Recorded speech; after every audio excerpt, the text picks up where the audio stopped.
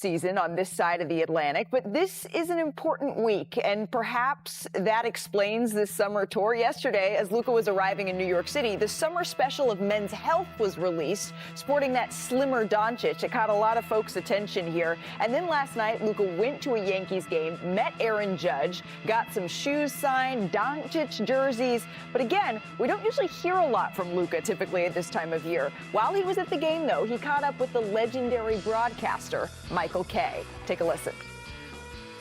After that deal was made, the Mavericks got a lot of criticism regarding it. And then they start to leak out stuff, well, we don't know if he's ever going to be in shape. You should mail and copy the Men's Health magazine. They probably saw it, so I don't have to worry about that. Kendrick Perkins beaming in from his home studio, Mark Spears and Dave McMenamin. So glad you're here for this conversation as we continue to contextualize this summer of Luka Doncic. Dave, what should we be reading into? I mean, he got the Dallas joke off his chest, right, on the broadcast with the Yankees here. What should we be reading into this week? The fact that he's back, and I don't know, the fact that on Saturday he could sign an extension with the Lakers? Yeah, Malika, you mentioned it. This is the first time he's come back in the summertime after being drafted to the Dallas Mavericks in the NBA. He would go to Europe and stay in Europe until training camp, right? And so this time around, though, he's here for a reason, not just for a promotional tour with his sneaker company. He's going to be in New York and then Chicago and end in Los Angeles. Why would he do that? Coincidentally, the Lakers on Saturday can offer him an extension worth upwards of 4 years, $229 million, or maybe 3 years, $165 if he wants to go back and be a free agent with 10 years service and then be able to get a big payday then. Not that 165 isn't a big payday, but a $300+ million contract.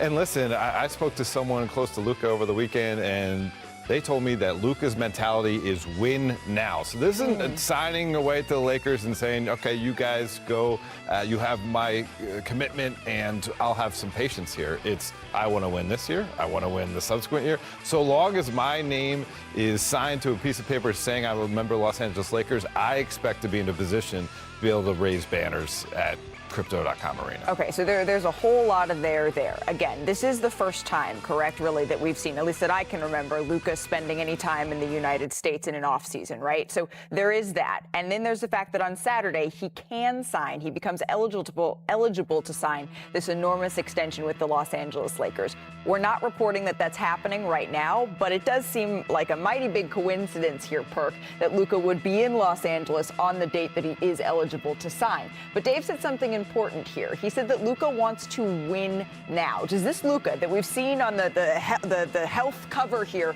put them in championship mode? Hell yeah, absolutely it does. I mean, think about it. He went to the NBA Finals and he was chubby, still drinking beer. Now you have an in-shape Luka who, guys, see his cheekbones. I see veins popping out his ear. And my high school coach always used to tell me, right, you never know who's watching you when I used to go to AAU tournaments. Well, the world is watching Luka. And not only the Laker fan base and the Laker organization, but guess who else is watching Luka? His teammates. He has set the bar this summer and showed commitment not only to the organization, but to his teammates and also the most important person on this team right now, and that is LeBron James. LeBron James, over the past 2 days, have been posting on social media that the king is back to work. The king is in the lab at 4 a.m. in the morning. Seems like LeBron James is excited. Because remember, Dave, you reported that LeBron was going to be keeping an eye out on the Lakers and the moves that they were going to make. Well, they made some moves. They got DeAndre Ayton. They got Marcus Smart. Most importantly, they got an engaged Luka Doncic, who LeBron James admires so much and wants to play alongside with. So this is all positive for the Laker fan base and the Laker organization. You know, just like Luther Vandross, whether he's big, whether he's skinny, he can perform. He's going to be a showstopper. We know what he's going to be on offense. He's going to be legendary. I want to see what he is on defense. And we'll get the first opportunity to see him in the new body in the Euro Cup. But if this man can put the effort, the intensity into playing on the defensive end, why can't he be the best player in the league? Why can't he be the one that leads his team to a championship along with LeBron? To me, that is the missing piece for him being one of the greatest players of all time. And so I'm really, really curious to see how he changes that part of it, because to me, he's in shape now. What's the only thing we can point a finger at? Defense. And we know schematically, J.J. Redick will give him a chance to be an effective defensive player. After the Lakers parted with a perennial defensive player of the year candidate in Anthony Davis last year, they vaulted the top 5 in the league in defense with the bigger version of Luka, right, for the remainder of the regular season. I think you will get an ability to use him in different ways, which could only help J.J. Redick's defense. In the Western Conference right now, it feels like we're talking in tiers. Oklahoma City, you can argue, is in a class of their own here. And then maybe you're looking at the Kevin Durant new-look Houston Rockets. Potentially you're looking even at the Denver Nuggets, who retooled a little bit this summer. I'm not sure the Los Angeles Lakers are quite in that tier, but Luka Doncic that we have seen now, and his sort of new body that he's showing the world, and then also LeBron James in the gym at 4 o'clock in the morning. I thought 7:30 was okay for me. 4 a.m. It ain't gonna happen. And then maybe you're looking at somewhere like, I don't know, the Los Angeles Clippers, because elsewhere in Los Angeles, the Clippers, they rolled out the red carpet welcome for CP3's return to the organization at Intuit Dome on Monday afternoon. And clearly, this meant a lot to CP. He told reporters that his return, it was more than just a jersey, it was his destiny. This is one of those things I kind of manifested for a long time, sort of tried to speak it into existence. But you just never know if it's really going to happen, because I love to hoop. I love to play this game, but I love my family more than any of it. So I have so much gratitude for Steve Ballmer, for L. Frank, T. Lou, Gillian, everybody in the Clippers organization for bringing me in. If I'm really honest, I wanted to get back and play here by any means necessary, right?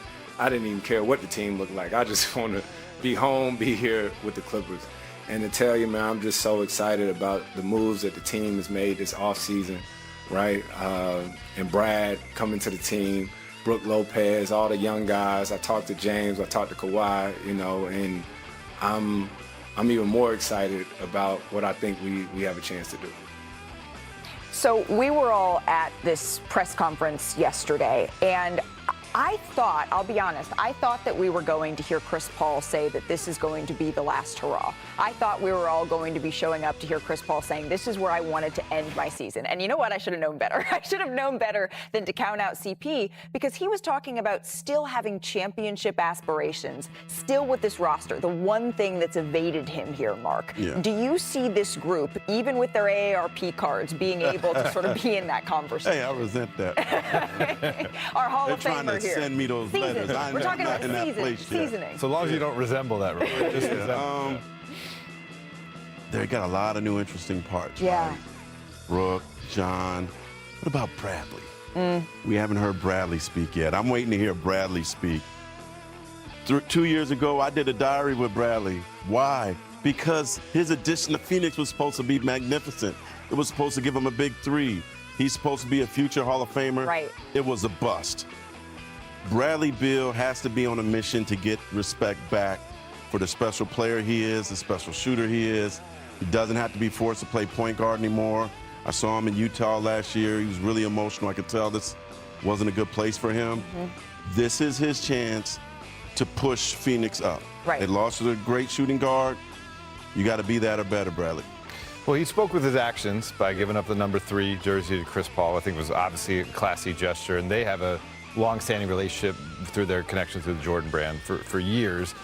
I think the thing that can be really beneficial to Chris here is that we are mentioning all these other names, right? You're mentioning the additions of Brook Lopez and Bradley Beal right on down the line, where he's not. Your point, his wife told me he has no pressure. That's right. Like, he doesn't need to be the Chris Paul that we've seen over the years. He needs to be a guy who can be as reliable as possible. He played 82 games last year, right?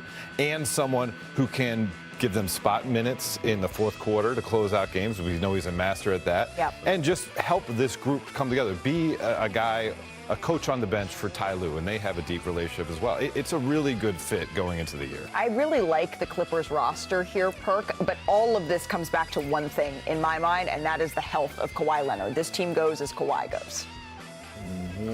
No, you're right. I mean, and we're talking about an older ball club, and getting to the postseason is healthy. and they need to be healthy, but they got to get to the postseason. And we're talking about in the tough Western Conference. We know at any given time, Kawhi Leonard could be the best player on the floor. We just don't know when he's going to be on the floor. So if I'm the Clippers, if I'm Ty Lue, I want to hit the start of the season. I want to hit the ground running. I want to come out and I want to have the best record in the NBA. I want to set the tone early because the Western Conference at the start, throughout the course of this season, in my opinion, is going to be like the playoffs. Every single night is going to be a battle. So again, the Clippers just got to get to the postseason healthy with fresh legs, which is going to be a hard task. And if we see the Kawhi Leonard that we saw play 39 minutes or whatever it was against the Golden State Warriors, that final game as they were trying to stay out of the play-in, and the team that we saw against the Denver Nuggets in that first round, then maybe it is Kawhi and the Clippers that, I don't know, could have the last laugh here. Do you happen to know how many times CP3 has changed teams, started a new season in his 21-year career with a new team? 5? 8. Wow. Yeah, this is going to be number 8 for CP. Although this one's a little bit more, this is a little more of a homecoming, right? Each of the previous 7 teams, they all saw an increase in their win percentage in CP3's first season. They call it the CP effect. I had an exclusive conversation with him yesterday. We spoke about his return to LA for year 21. We begin our show with breaking news this morning. Chris Paul coming back to the Los Angeles Clippers. They get a first ballot Hall of Famer. Oh, man, my. Shared history that these two sides have together. He got it. 1 second left. Clippers by 2. Chris, you're home. This is where you played for 6 seasons. You call Los Angeles home. How does it feel? Man, it feels great. It feels amazing. You know, I sort of tried to speak this into existence a while ago, and you sort of just, you play, you hoop or whatnot, but feeling of gratitude, just happy to be here. It's a physical game. Oh, me, oh, my. A monster jam by Blake Griffin. A whole lot has changed since the last time you were here. And I think one of the things that maybe encapsulates just how much has changed is little Chris. He made make the Blake face. Blake made this little face. And, look that way and do the Blake face. Blake face. Doing the Blake face, and now he's dunking and just about to look it. Trying to dunk. Life looked a lot different then. Still remember when I came in 2011, as well as I remember leaving. So I got a chance to grow up here. And after I left Houston, in the last 6 years that I've lived in these cities on my own, my family's been here. Yeah, so I've always been connected to the city.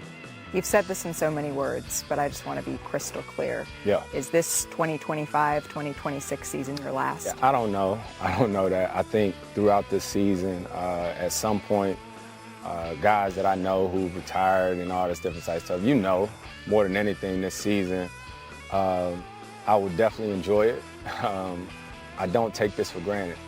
I don't.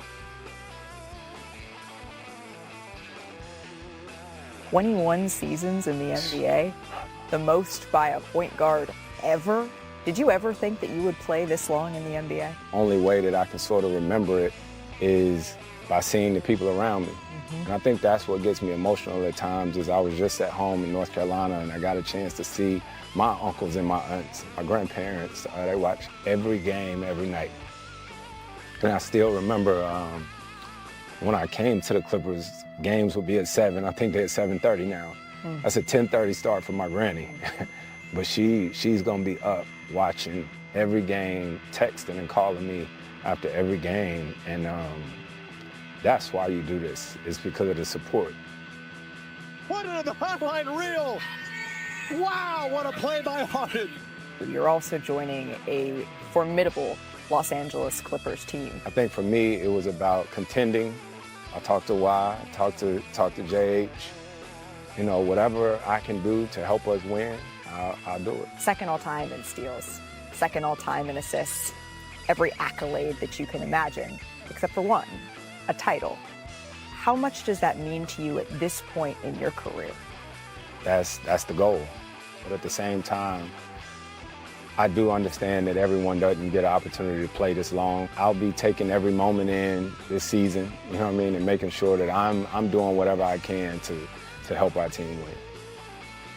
And that includes coming off of the bench. I asked him about that, and he said, you know what, I think that's been overblown, what I make of my starting position over the years. He said he's fully ready to be coming off the bench for this team. But Chris Paul isn't the only great player throughout NBA history to return to a familiar place. Dame Lillard did it this summer, and then after spending his first 2 seasons with the Suns and the next 6 with the Mavs, Steve Nash returned to Phoenix in 2004. He led the team to consecutive Western Conference Finals before becoming the first point guard to win consecutive MVPs since Magic. And then Jason Kidd traded away from Dallas less than 3 years after being the second overall pick in '94. And then he returned in '08, eventually helped the team to win its first ever title in 2011, started every playoff game that year, and now he coaches there. And then after 3 titles with the Heat, Dwayne Wade went to Chicago in 2016, Cleveland, you covered that team, Dave, in 2017, before returning to Miami for his last season, which included that circus shot buzzer beater against Golden State in February and a 25-point triple-double in the final game of his career. That's a heck of a way to go out.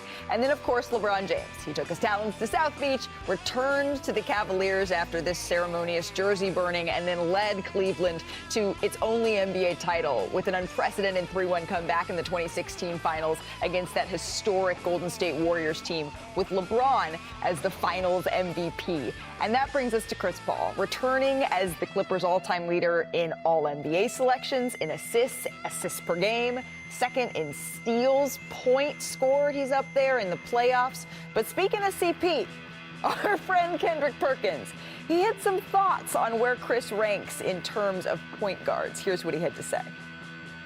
CP3 is the top 15 greatest point guard of all time. I do not have him in my top 10. I do not have him in my top 10. I don't have CP3 ranked above Russell Westbrook. Like, did CP3 do a lot of things, change the franchise, win a lot of games and things? Yes, absolutely. I would never take that away from him. If you want more Kendrick Perkins, there's a 27-minute road trip in of Kendrick Perkins, no commercial breaks and no breaks, period. But Perk, I'm going to give you a chance to explain yourself here, sir, because I cannot get on board with this one, my friend.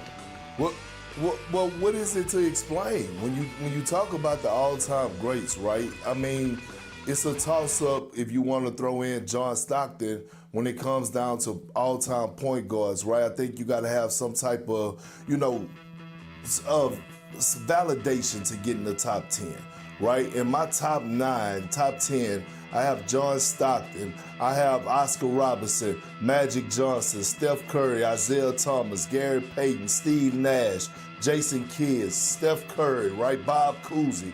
And when you look at 9 out of these 10, they either have a championship or they have multiple MVPs or MVP, except for John Stockton, but he's the all-time leader in assists. So I couldn't put CP3 above him, but CP3 is in my top 15. I think he's in that range of when you talk about a guy like Chauncey Billups, who just went to the Hall of Fame. When you look at a guy like Rajon Rondo, who might be knocking at the door of being in the Hall of Fame, that's why I put CP3 in. Dave, Mark?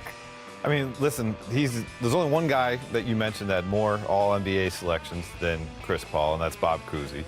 As you also alluded to, number 2 all-time in assists, number 2 all-time in steals.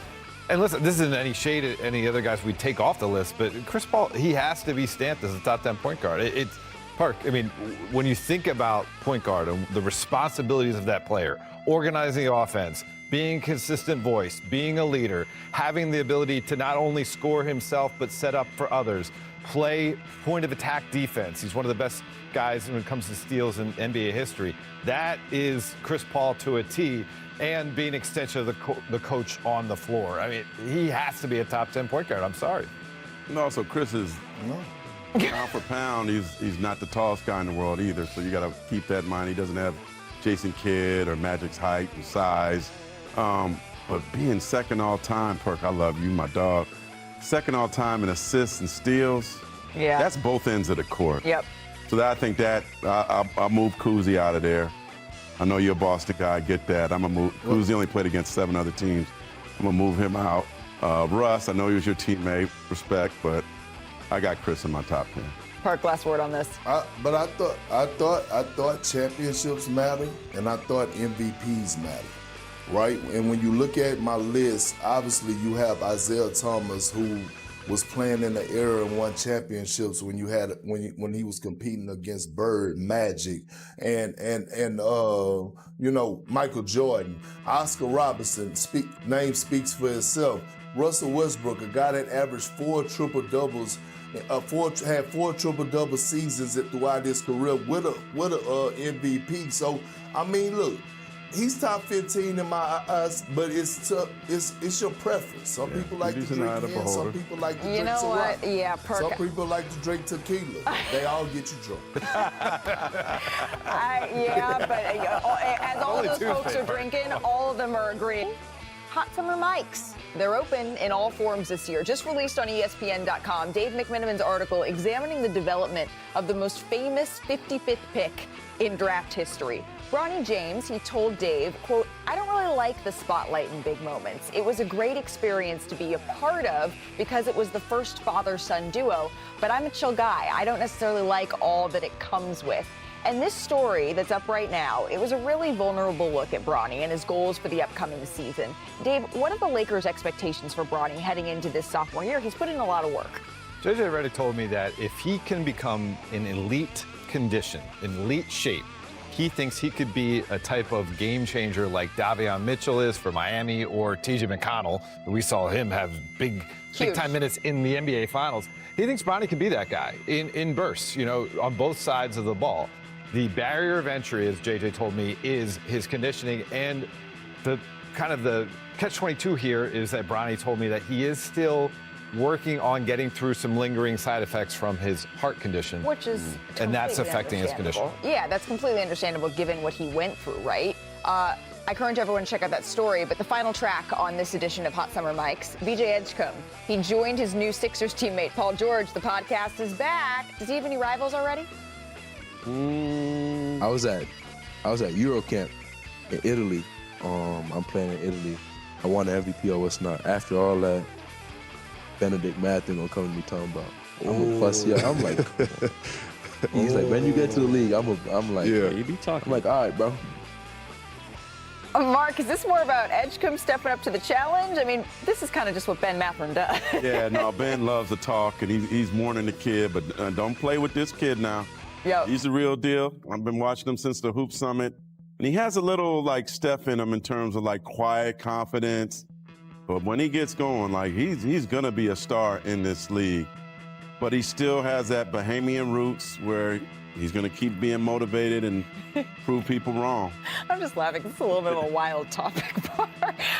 Nick Nurse, though, is hoping that VJ Edgecombe can help Philadelphia find some consistency this upcoming season. 54 different starting lineups. That's the most by any team ever since they were first tracked. So, yeah, ever. In 1970, we're going all the way back. So let's fill in the blank here on the 76ers. I'm going to give you all a statement, and you're going to use the highest level of technical devices known to humankind, called the marker and the whiteboard. Let's start with the 76ers. Gentlemen, this 76ers season, it will be fill in the blank. I love that. Oh, my marker doesn't work. Here, you got your an marker extra doesn't one? work? Sharing is caring. I love that. Mr. Spears, you're already prepared? Ready? Yeah, I'm ready. Bam. Complicated. All right, like Avril Lavigne. Why does it got to be so complicated? All right. Who's playing? Who's healthy? When's MB coming back? When's PG coming back? These are the questions. It's complicated. Complicated. Perk, what you got? Well, Malika, I moved, and so I didn't find my board. But what my word is, fill in the blank, is shocking. You see how I left that open? Because it could be shocking in a good way.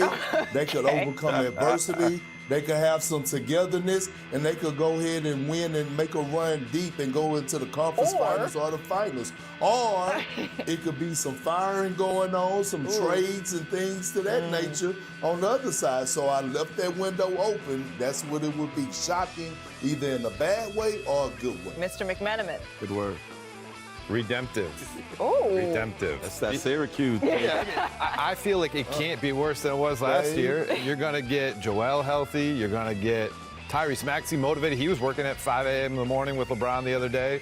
Obviously, you're going to get Paul George out there. And I like Vijay Ashcrom and some of the other young talent. I think like he had a question for you. In a soft on the soft East, they're going to make a bounce back. What do you got, Perk? You know, you gotta text me the definition of that word. Told you. He might use that. All right, moving on. Next season. Happy draft anniversary to Cade Cunningham, because, friends, on this day 4 years ago, he was drafted #1 overall by the Pistons. Since then, he's continued to improve every season, culminating in last year, where the Pistons were maybe the best story in the league, and Cade put up 26 points, 9 assists a game, led the Pistons to their first playoff appearance in 6 seasons. So riddle me this, friends. Cade Cunningham will blank this season. Perk, I'm going to go to you first on this one. He would dominate this season. Dominate? He would dominate this season. Okay. He would dominate. I believe that he will get his just due as being an all NBA player. And I also believe he's going to be in the MVP conversation. I don't have him in my top 5, but he definitely finished in my honorable mention. All right, give me a 1, 2, 3 for you two, because we got like 30 seconds left here in this segment. A problem, MVP-ish. MVP-ish. I'm right there with you, Perk. Okay. He's going to be a dominant force. Problem. Been working on his body. He's getting stronger. He wants to be a force in the post and taking the ball to the hole. Yeah. And he's already a big cat. So imagine him even adding more Braun to Detroit basketball. They don't need more Braun. He's 7th in MVP odds. WNBA Countdown crew, Andrea Carter, Coach Carolyn Peck. All right, let's get into it, because on Monday night, we saw the improbable, right? The Dallas Wings defeating the New York Liberty here. When we're looking at what to take away from this for the rest of the week, looking towards the schedule that the Liberty have here, Coach, what is that? I think the biggest thing is that they've got to get off to a better start. LA got them because they got out to a slow start. Then Dallas got them. Dallas went up as much as 30. Now, they made it a game. In the third quarter. In the third quarter. Yeah. But the thing about it is New York cannot take their foot off the gas. If they want to repeat as championship, put themselves in the position to be a #1 spot, they've got to get off to a better start. Now, yeah, no Brianna Stewart, but you still have JJ. JJ floated around the three-point line too long in the first half. Went to work in the paint in the second half. New York was more aggressive. That's how they've got to play. Yeah, I think it's an energy thing. Like, I was very surprised. Dallas was coming off of a back-to-back. I thought Dallas was going to be the team that had less energy. New York was the team that started the game with less energy. You mentioned the LA Sparks game. They gave up 35 points in the first quarter. Yeah. I'm looking at this Dallas Wings game, and I'm like, okay, New York's going to get off to a faster start. New York gives up 31 points in the first quarter and then gives up 32 points in the second quarter. Defensively, there were miscommunications. Yeah. There were defensive breakdowns. Even one-on-one defense, just one-on-one matchup, they couldn't keep Dallas in front. When we pivot forward to the Minnesota Lynx game, there are players that you have to keep in front of you. Courtney Williams being one of them, Nafisa Collier being another one, and this Minnesota Lynx team is an incredibly connected offensive team. So for New York, more energy, faster start, and more defensive connection. They have to start that game against Minnesota. We don't get to do this very often here with the season that the Wings have had, but can we just take a moment for what we saw from Arike Ogunbowale and Paige Beckers in this one, Coach? Well, yeah, Paige Beckers coming off a game of rest and showed that it paid off. But Arike Ogunbowale is one of these players that once